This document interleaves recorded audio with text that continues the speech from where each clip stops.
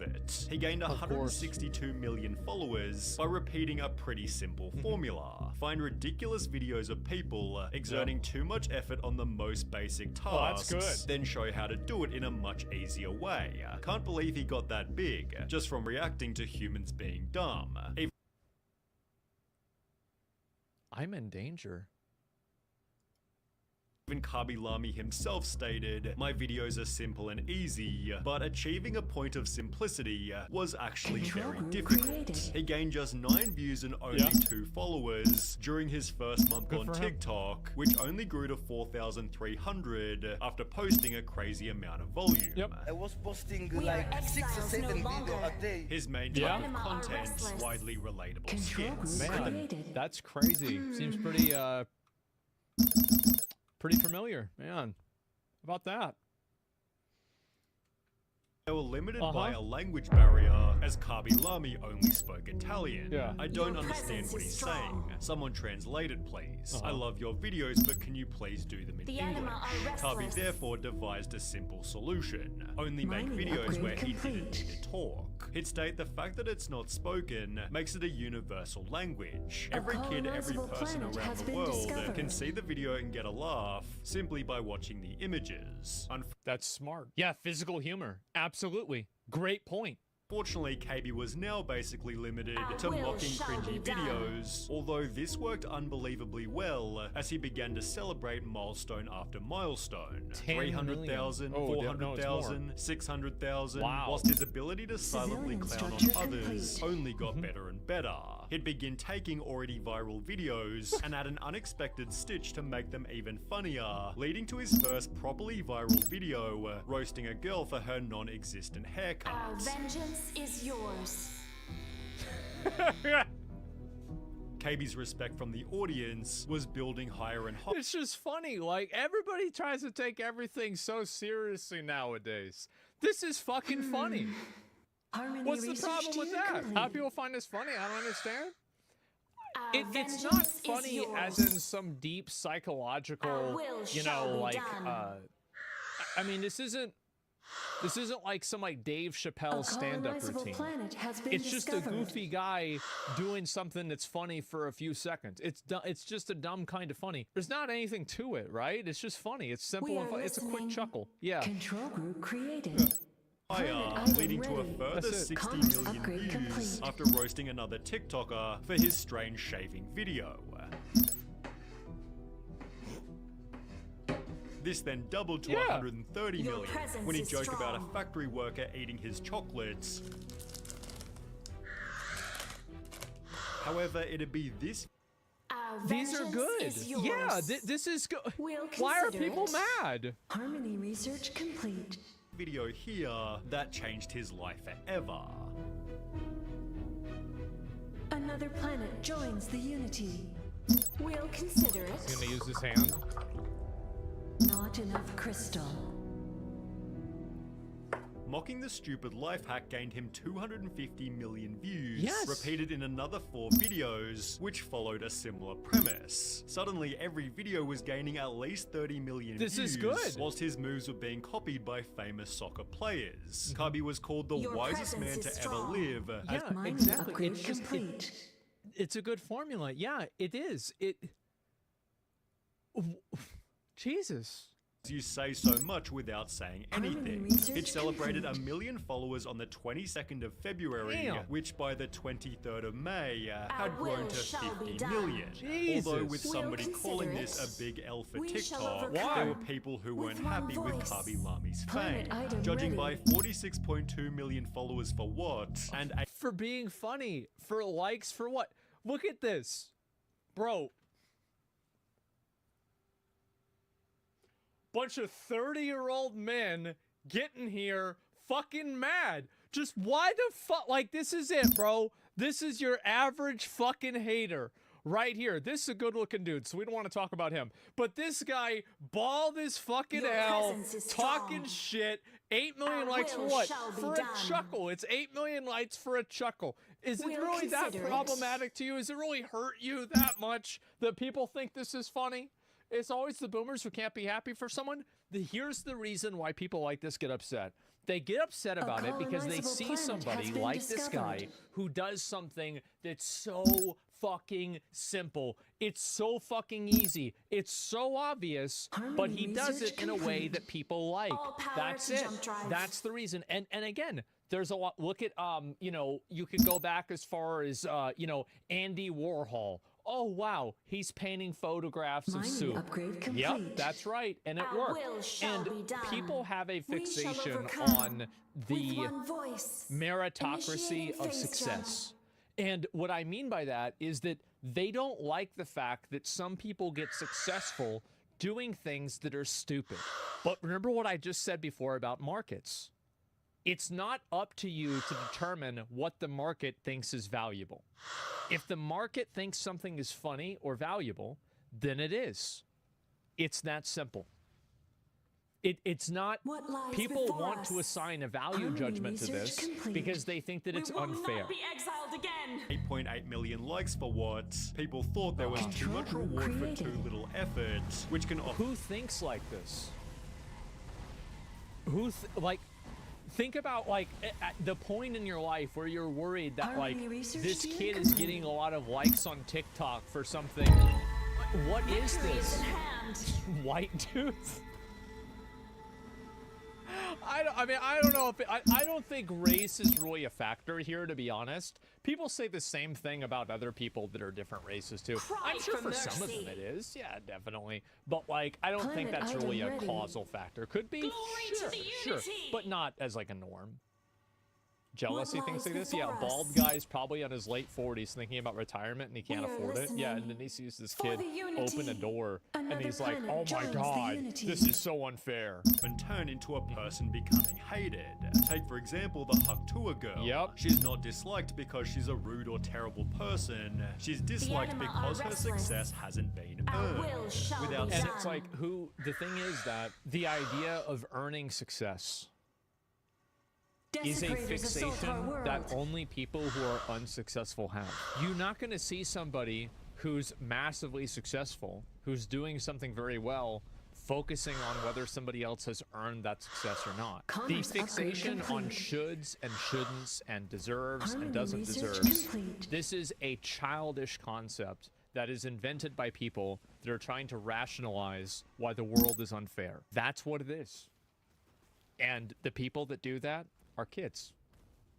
They're kids or people with the mind of a kid. They're completely subjective opinions. They are. It's a coping mechanism. It is. Seeing his history on the platform, viewers might perceive Kabi in a similar way. As a low-effort TikToker who makes $750,000 per post for I need to start doing TikTok. I think that Our vengeance is yours. And also, here's the thing. Consider it. And I've said this with streaming before. There's a lot of people who think streaming is really easy and anybody can do it. And they think that it's low effort, it's just playing video games, it's being boring. We understand. Right? A lot of people think that. There we go again. Exactly. I'm going to say it again. Classic, here we go. That's right. And you know who thought that? I did. I thought that. I was right. So go do it. Go do it. Yeah, go ahead. Go do it. Like, yeah, that's fine. It's always very easy to, you know, talk shit from the peanut gallery. You know, to sit in the back and be like, it sucks. I don't like this. I don't like this. Commerce upgrade complete. But then you have to go up there. It's too saturated at this point. People said that whenever I started. And I guarantee you next year, you're going to know the name of somebody who didn't believe that. That's always bullshit. People like to cope and tell themselves these things so they can rationalize why the only option they can have in their life is sitting around doing nothing. Holding out his hands in a 20-second video. The main joke is that Kabi gained over 100 million followers by doing nothing. On the unpopular opinion subreddit, one user wrote, Kabi Lami is boring, not funny, predictable, low effort, and famous. Just hello? Oh, okay. Yeah, that's true. All right, I'll tell him. All right, I'll talk to you later. Initiating phase jump. My dad said everything is easy if you don't know what you're talking about. That's true. Man, that is fucking true. Oh my god. Yep. And I've learned that myself. Wrote Kabi Lami is boring, not funny, predictable, low effort, and famous just because he uses other people's content. 90% of his TikToks are low effort. He has a few quality vids, but that's it. He shouldn't deserve the recognition he's got right now. What website is this on, guys? Reddit. It's on Reddit. Oh.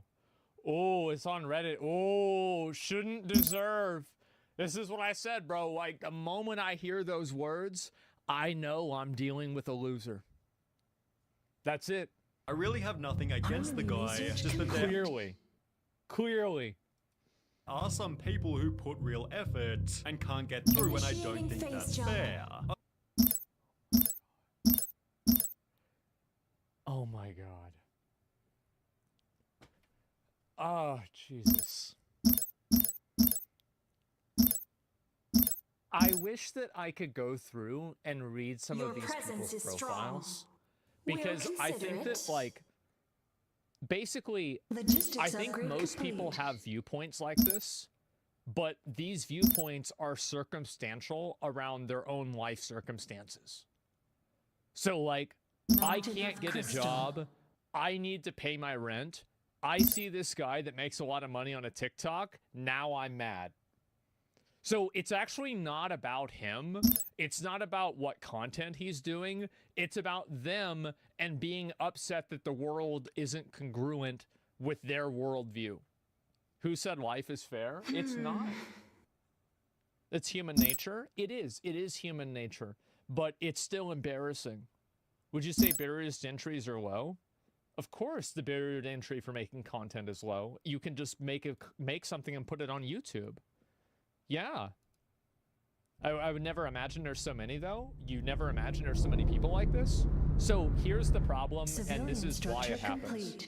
So we live in a world now where we have wealth disparity and income disparity on a level that has never been experienced in human history. Like, yes, Rome was bad. Yes, the, 30s or the, like 20s and like the, the earliest 19th century was bad. Gilded Age type stuff. Yeah, sure, this was bad. None of it is even as close to as bad as it is now in terms of disparity, right? It's some bullshit in a lot of cases, right? The disparity. And again, people nowadays live with a lot of advantages now that they didn't have back then. But I think that and also more so than the disparity, it's the awareness of the disparity. It's the fact that you constantly see people that are like, like you're a guy and you see some girl that makes $50 million on OnlyFans and she's like 25, you're going to be fucking mad about that, right? And so, yeah, I mean, the Gini index is actually lower than the current index for Western world. Yeah, I know that. A Gini index is the indicator of like, like the wealth inequality. It's like an economic term. But like the point that I'm making here is that I think that when you have such conspicuous levels of wealth, and then you also have such massive wealth inequality, and you also have people that aren't able to afford basic utilities because the world is becoming tighter, you have a lot of resentment. Like, you have a hotbed, a breeding ground for resentment. Another planet it makes sense why this happens. Others didn't like him simply because they thought he wasn't funny. Yeah, sure. Harmony research complete. Civilian structure complete. Honestly, I'm glad I'm not the only one who didn't find him that funny, but there's a much stranger reason that people began to hate him. Harvey posted a simple Instagram story, Say No to Racism, posted with a separate video in which he'd help a white person pull a sword out of the ground. It was captioned, in a racist society, it's not enough to be non-racist. We must be anti-racist, but after... Well, there's the problem right there, is nobody wants to be patronized by a person who opens car doors as a joke. Not for sure. Crystal. Like, that's the reason why he turned activist. Yeah. And it's not about lectured to. Yeah, people don't want to be lectured to. They don't want to be told what to think. They don't want to think about racism. People watch these videos precisely because of the fact that they are so fucking stupidly funny. There's no agenda to them. There's no hidden message to them. It's just haha funny. Commerce upgrade complete. So yeah, if you take your platform and then you try to push some sort of like worldview or something like that, don't be surprised when people don't want to see that. As soon as you bring politics in, it's 07. Yeah, of course, right? And I think also, like, it's about the kind of content that you do. Like, I talk about political content, and there's some people that like it, some people that don't. But also, like, I talk about other stuff in general, so there's not as much of an issue. How is being anti-racist political?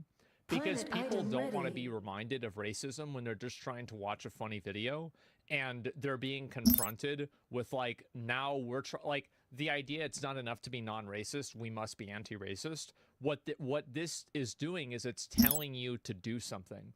It's like, basically, it's not enough for you not to be like this. Now you have to pick up our cross and carry it. No, people don't want to deal with that. They don't want to be told what to do. They don't want to be told what to think.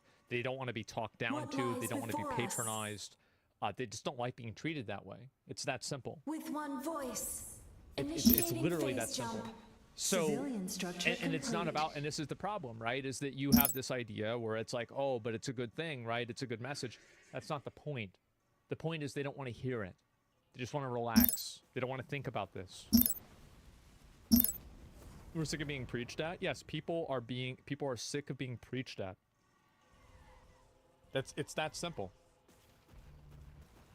Your presence is strong. Yes, Cubby made a brand new story. I'm seeing a lot of comments where people says, I unfollowed you because you did this video. I don't mind, guys. We are almost in 2022 and people still use racism. Oh, I see. So he's saying that people don't like him because of racism? I'm sure this is true for some people. And this is a problem that a lot of people have, is that there will be some negativity that I guarantee you that there are people who don't like him because he's black. Abso-fucking-lutely. Because people are racist. That's just how they are. However, to act like this is the norm and to pretend like this, oh, people don't like me because that's not really what's going on. Because they have nothing to do in their life. Yeah. You can also unfollow me. I don't care about the numbers, I care about your hearts. This was followed by another post reading, instead of wasting your time writing negative comments criticizing, try to help people, although this... Yeah, this is always a mistake. And, like, I have been, I don't know if you guys know this, but I have been the subject of a number of angry mobs of people. There have been a lot of people mad about what I'm saying, whether it's, you know, the way I live, like, you know, my opinions on some video game, political opinions, like anything, right? There's always a new thing that people are mad at me for.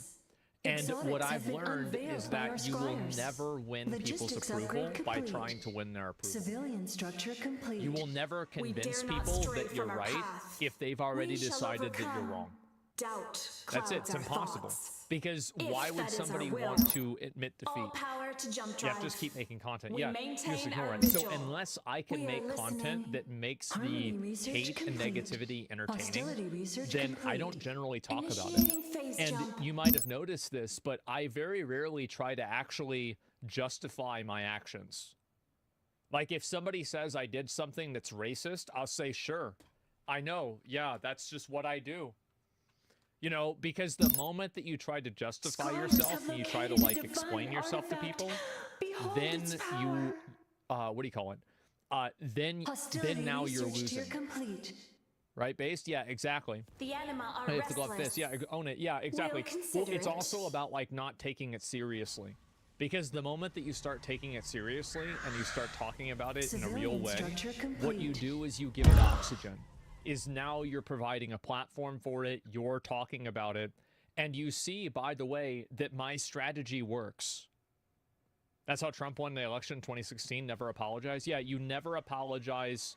Like, there have been things that I've apologized for, but I never apologize for something that I think is actually, like, not, like, if I make a mistake, it's like, yeah, my bad, right? And that happens, everybody makes mistakes. But just because people disagree with you doesn't mean that you're wrong. And so embrace the meme. Yeah, only apologize when it's illegal. Yeah, exactly. Apologize is admitting guilt. Sure. And so anyway, I think that, like, look at, for example, Mr. Beast or Doc, or like Logan Paul. Like, all of these people have done things that are incredibly disagreeable by the public, and the more that they give it attention, the worse it gets. Just ignore it. They don't matter. That's it.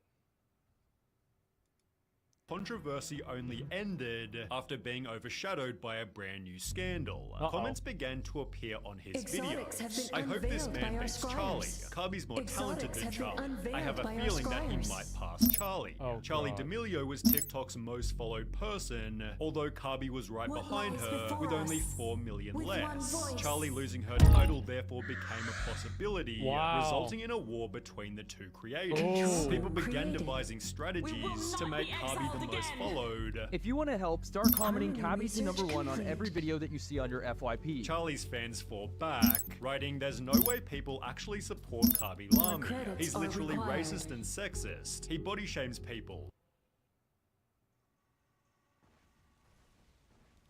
Civilian structure complete.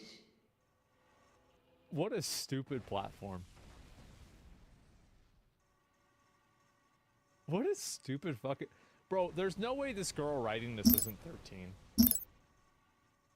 We all know damn well that if Charlie did one of these things, her career would be over. A different video added. So basically, Kirby did something so bad. He body shamed a girl. But what were these TikToks even talking about? Well, an account named Canceling Kirby Lamy re-uploaded one of his videos with the caption, "Why is this man obsessed with body shaming girls?" It showed 3 examples of Kirby reacting to women poorly, which was paired with another video of him joking about a dude's obesity. People then discovered Kirby telling women to wash the dishes, resulting in mainstream news articles and some pretty heavy backlash. Body shaming is so disgusting. Ew. That's so rude. I can't believe you do that. As a result, so the problem there is that, and this is the issue that a lot of people have, is that if you're the kind of person that has these viewpoints and that does jokes like that, you can't high road people. We will not be so like you can't go and talk about like being anti-racism and then do jokes like this.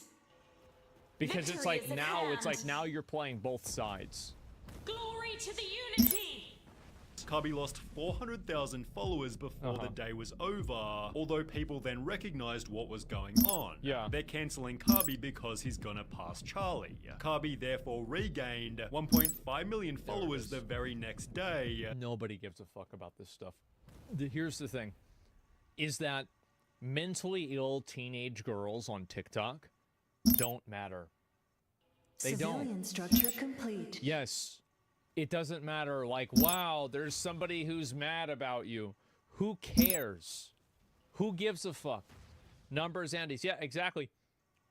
And the thing is that most people think that the people that are complaining about this are absolutely cringe fucking losers.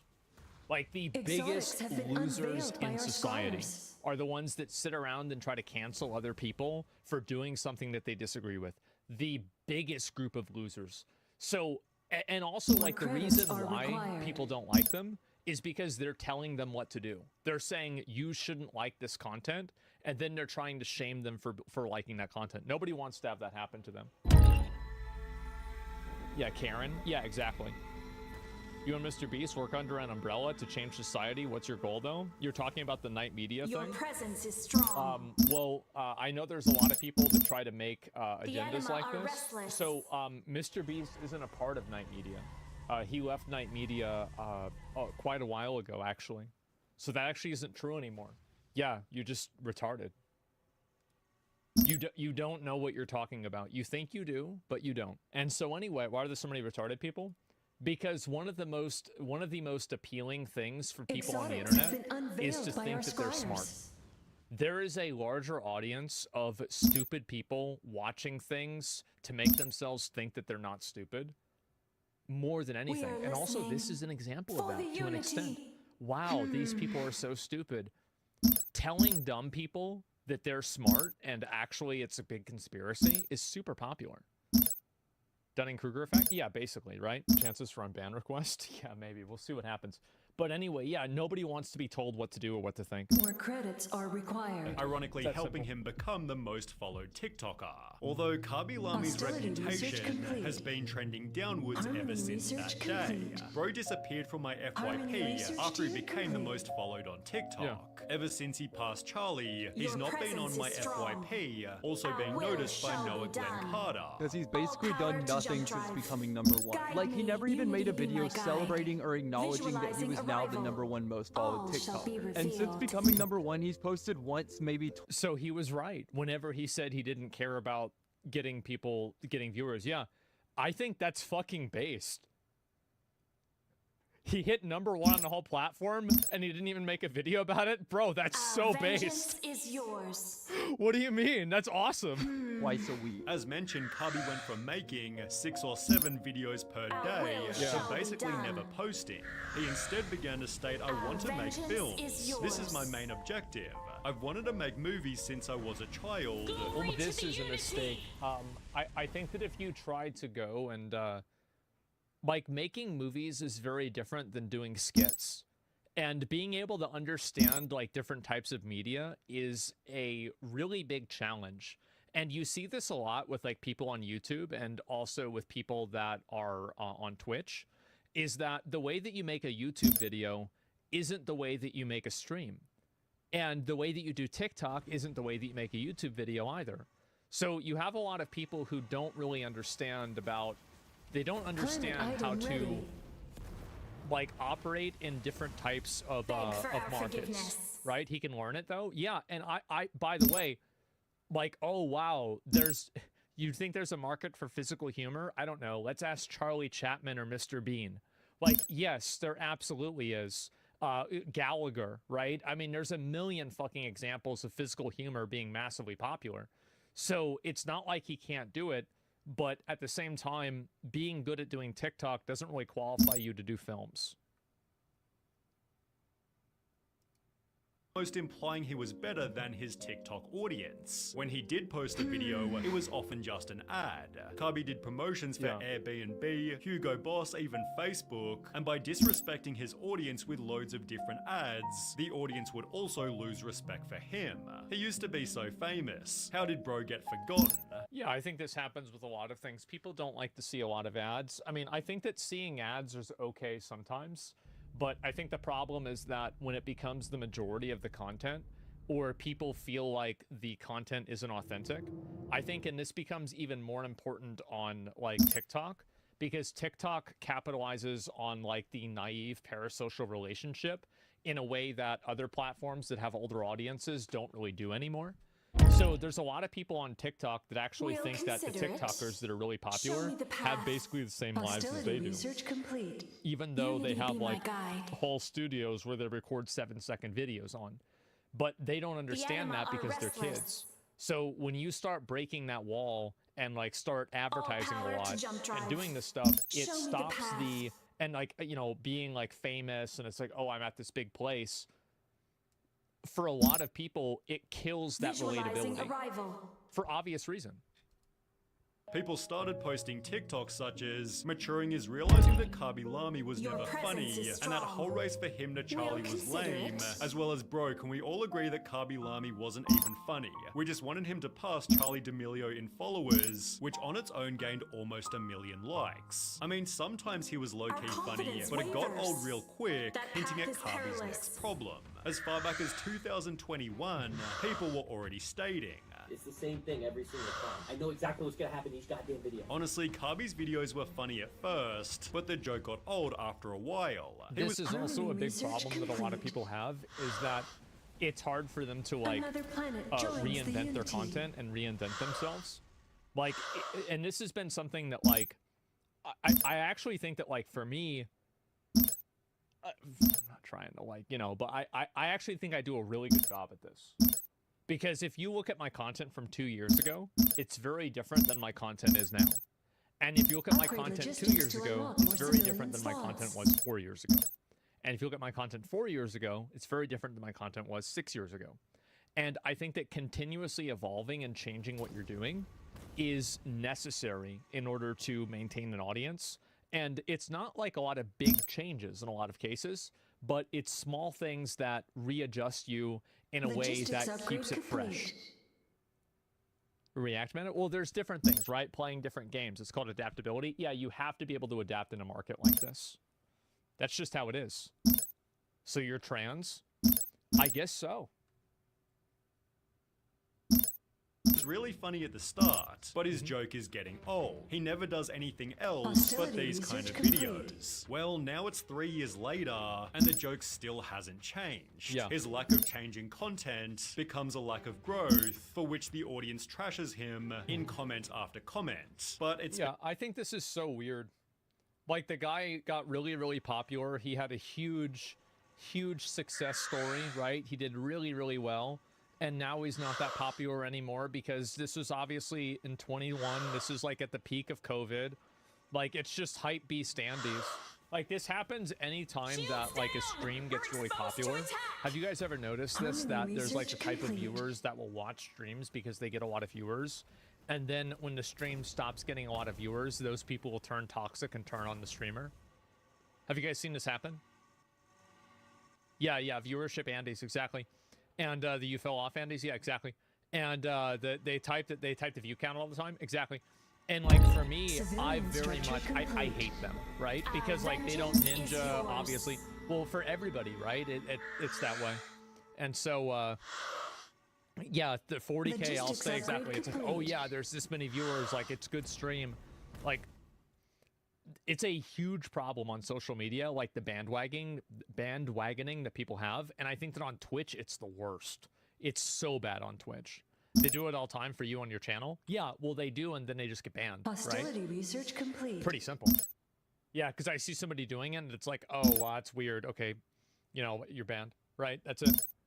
And so, because it's like that kind of a viewer is like super toxic. People love a downfall. People don't love a downfall. People love a power dynamic and a power fantasy. And people love the power fantasy of being able to bring somebody up. And they also love the power fantasy of being able to bring somebody down. That's why it's popular. It's because they don't like the idea that somebody can grow and be successful without them. Because it's a power fantasy. Why? Because it makes them feel better about the inherent unfairness of social media and fame and popularity and money. So basically, what it does is it collectively gives people a false power fantasy that they can control how well a content creator does, because that offsets it in their mind of what the unfairness is that this person is in that position to the first place. The power trip? Yeah, exactly. That's how it works. That's how I think the psychology works. Complete. Lack of growth, for which the audience trashes him in comment after comment. But it's been especially bad recently. On the 14th of August, this person commented, "Kabi always knows how to keep it simple and hilarious," but only 2 weeks later, the same person's now stating, "Just put the fries in the bag, bro." He's only doing that because he got negative feedback and this gets popular reactions. Most people's opinions on social media aren't real. So this comment only got 14 likes, and then he saw other people saying bad things about him. And this kid's like, what, 14, 15 years old? He doesn't care about this. Like, he's just trying to get a lot of likes for his comments because he thinks it makes him popular. That's it. And this is the same thing on social media. It's people like, have you guys ever seen the comments on social media where it's like, everything I've learned about Asmongold has been against my will? And then I'll click on their profile and they're following me. Well, you're just saying the thing that people think is popular because you want to be popular. You're just looking for attention. Like, that's it. So I wouldn't take this very seriously. Positive comment, 14 likes. Negative comment is 1,200 likes. No, it's comment that reinforces the viewpoints of other people. In the past, Kabi Lami stated, "Of course, the people, they will always found something bad to you. I think it's just part of the life." And turning his back on TikTok has definitely had some benefits. He'd appear in the recent Bad Boys movie, is now a judge on Italy's Got Talent, and most notably, he's about to release his own feature film called Double O Kabi. My dudes, get your loot. I don't think that so I think it's a huge mistake to try to apply like TikTok short form content like strategies to like long form media. And I think it's the same thing as like with streaming. It's like if you try to make a stream and you try to make it like the same as a YouTube video, it's not going to work, right? The only thing that works is if you make something for that platform, right? It's a different content medium. Yeah, exactly. 2.5 billion likes. Yeah, a lot of people watch this guy. Absolutely. And I think, honestly, like, why he's been suddenly hated. Imagine making a guy famous for nothing, then getting mad that he's famous for nothing. The internet audience will be praising him in 3 years for what he did and hating on him now for the same thing. These people can never be happy. They're only doing it because it's a power fantasy. Why did we make him most followers account on TikTok? Self-awareness left the chat. Bro doesn't talk and still getting canceled. On God, this generation is cooked. At this point of stage, hating has become a trend. Yeah, that's the way it is for everybody. So, like, almost all content creators, and you can see this on, like, LSF, for example. Like, how many of you guys have seen, like, content creators that they go through this transition where it's, wow, look at this new content creator. Wow, look how many viewers they're getting. Wow, they're getting so popular. Like, we knew they were great. Oh, wow, here they are. Oh, I don't know if I like them anymore. Like, oh, this isn't, yeah, it's the same stuff. Like, people love the power fantasy of being able to bring you up, and they also love the power fantasy of being able to bring you down. And so if they can't have both of those, they get upset. But yeah, here's the video. I'll link it to you guys. Why do people watch him? Yeah, LSF thinks they control streamers. A lot of people think that they do that. And it's, again, it's all about a power fantasy. Once you understand that the reason why people comment stuff like this is for a power fantasy and for attention, everything else makes perfect sense. Doubt clouds our thoughts, if that is our will. Doubt Ordering food delivery feels a lot more luxurious. Oh, wow. Not because the food's gotten any better or you're paying more money? The experience or anything really. It's just all gotten a lot more expensive. I put this order together on a delivery app and it came out to $36 with tip. But I'm a consistent guy. I usually order the same thing when I get Chinese food. So I went to my email and looked through some old receipts and saw that in 2019, the same exact order was only $19.27, $26 with inflation. We all know that ordering on the app has made things more crazy. That 29, we dare not stray it's from gone our up path, that much just with inflation? Holy fuck. That's insane. Expensive. But why? Look at all these fees. Service fee. Okay, that makes sense. They're providing a service. Delivery. But then what's delivery fee? And this one irks me the most. The New York courier fee, which Uber defines as offsetting new minimum wage laws. Minimum wage laws that the companies that make these apps lobbied to kill. It's almost like they're hiding the real reasons costs are so inflated by blaming being forced to give their drivers living wages. Yeah. The real culprits for making food delivery worse and more expensive are a handful of massive, billionaire-funded corporations. And that is when it turns into the publisher. That is the final stage of enshittification. And don't tell me I don't need to use these apps. Many restaurants no longer employ in-house delivery workers. And Uber and DoorDash have seized a duopoly on 96% of the on-demand food delivery service business. This is such a huge problem, and I wish more people realized it, is that just because there are two players inside of a space does not mean that they are not operating as if they are a monopoly. And this is what happens with, for example, the Apple Play Store and the Google Play Store. Like, inside of those two apps, you have probably 99% of all of the users for smartphone apps in the entire fucking world, right? Or at least here in the US. It is insane. Our confidence wavers. They use that market power to convince us that we needed them to replace a system that was actually working just fine. That scam has made them immensely profitable. Uber's delivery business made $1.5 billion last year. That's a 173% increase from the year before. And DoorDash pulls in a ludicrous 49% margin on delivery. It's holy fuck. Middleman capitalism. Where a transaction that used to look like this From where? From Sal's. now looks like this. And food delivery is just one example of how billionaire middlemen are taking your money and giving you nothing in return. That's not true. The reason why people order food delivery is because it's useful. So you can order food delivery to any part of the world, like any place that you want. It's convenient, and also the apps for DoorDash and like Uber Eats are really good. They are very good apps. Like, for example, you don't have to download the Domino's app. You don't have to download the Pizza Hut app. You don't have to download the Papa John's app. You just download DoorDash, and then it does everything. So that's the reason why this stuff is popular. And don't say it doesn't provide value, because people wouldn't be paying for it if it didn't have value.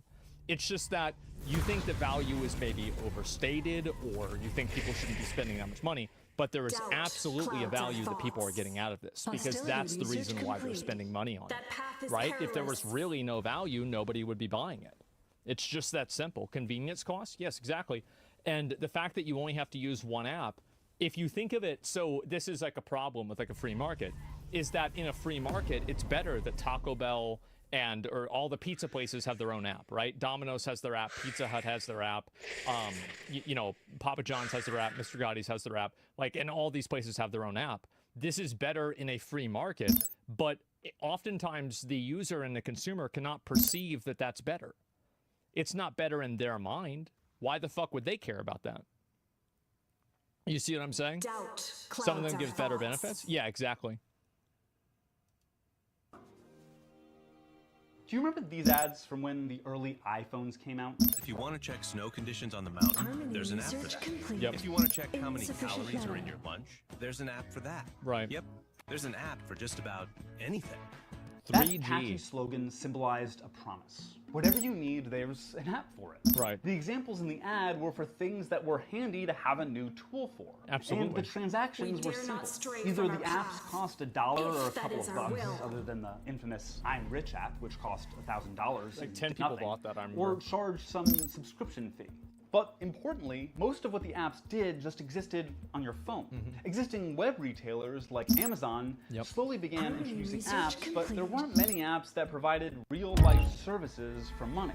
Well, like, the value of an app definitely increases with the amount of things that it can solve and things that it can do interconnectedly. So, like, if you can have an app that will order from any food restaurant that you want, you will always download that app rather than the app that will only allow you to order from one food restaurant, assuming that you're getting the same prices relatively. We maintain our vigil. And that's the reason why people do this. That's why people gravitate to these two different these apps. If it's cheaper, yeah, for sure. It's common sense. Upgrade logistics Through the early to unlock more 2000s, civilian food delivery was slots. still the domain of Insufficient Chinese, metal. pizza, and diners. Restaurants saw delivery as an extra table, like as if the Hostility delivery guy research were just complete. another waiter getting paid a Exotics have wage been plus unveiled tips. by our And a Pretty lot of much, yeah. restaurants didn't Our offer confidence delivery because it wavers. simply wasn't economical. That path is Seamless perilous. Web, a company that originally just placed large restaurant orders for workplaces, pivoted to individual customers and became seamless. And Grubhub launched with a bucket of venture capital money. Yep. These apps just connected users with the restaurant, who still use their own delivery guy. And Seamless and Grubhub charged the restaurants fees of 15 to 25% and let restaurants charge whatever they want for delivery. Restaurants were pretty happy with this deal because of the volume, so it made it worth it to have a full-time delivery guy. And customers were happy because they had access to a whole new range of restaurants. In 2008 and 2009, Well, it's great. Like, what are we talking about? The fact that you can order food from anywhere that you want, and you can order it from places that didn't have delivery before, this is a huge service. It's an amazing service. It's great. That's why people are using it. It's not even a question. a few tech millionaires came together with an idea. An app would let you order a fancy black car at the push of a button. They named it Uber. To understand the kind of guy behind this, the idea was allegedly inspired by Uber co-founder Garrett Camp spending $800 on a private car to go out on New Year's Eve. Jesus. And finding that far too expensive. Yeah. To understand the kind of guy the other co-founder, Travis Kalanick, is, here's a clip of him talking about how great Camp is. When you open up that app, and you get that experience of like, I push the freaking button, and a car shows up, and now I'm a pimp. Garrett is the guy who invented that shit. Kalanick's old... And he's fucking right. That's the thing. He's fucking right, because back then, this was unheard of. It was unfathomable. Like in 2010, this was what was happening. It was crazy. So yeah, absolutely true. People do love that. And also, here's another thing. I have Uber. I've used Uber before. The service is fucking amazing. If that is our will. I just click the button. I tell them where I'm at. They pick me up. They take me to where I want to go. It is an amazing service. It's great. Depends on your city. Oh, I'm sure some people have bad experiences, but I'm sure that's true with taxis as well. There's always going to be a variance of experience with any sort of customer service. But my experience has been very good, and I think that collectively the experience for many people is probably pretty good. Complete. That's why the app has relatively high ratings. Twitter avatar was the cover of Ayn Rand's Atlas Shrugged, because he, quote, likes architecture. But everyone knows that's not what people read Ayn Rand for. That's like watching The Sopranos. Watching Plump to the Plot, yeah. Because you like pasta. 45 seconds, start it up real nice. At the same event as the Pimp spoke, about 2 years after the launch of Uber, Kalanick made their goal clear, to dominate and replace public and shared transportation. Uber would not be where it is today if it weren't for a very special entity, the SFMTA. That's the San Francisco Municipal Transportation Agency. Uber started as an SF exclusive, providing black cars that cost around 1.5 times a normal cab. In the next few years, Uber saw a ton of investment from venture capital funds and traditional investors. This huge influx of cash allowed them to do a simple trick: make Uber rides really cheap. Do you remember that? When an Uber was cheaper than a cab? The cheap cars let Uber dominate the market. Drivers from small taxi companies started Ubering because it's where all customers were, and at the time, the wages were good. Riders started defaulting to Uber rather than trying to hail a cab or even take public transit. Because of the ease of access. It's again, like, it's actually such an easy thing to understand. Exotics have been unveiled by our scribes. This is the problem that a lot of people don't understand with, like, oh, why are people doing this? Why are people okay with this? It's very simple.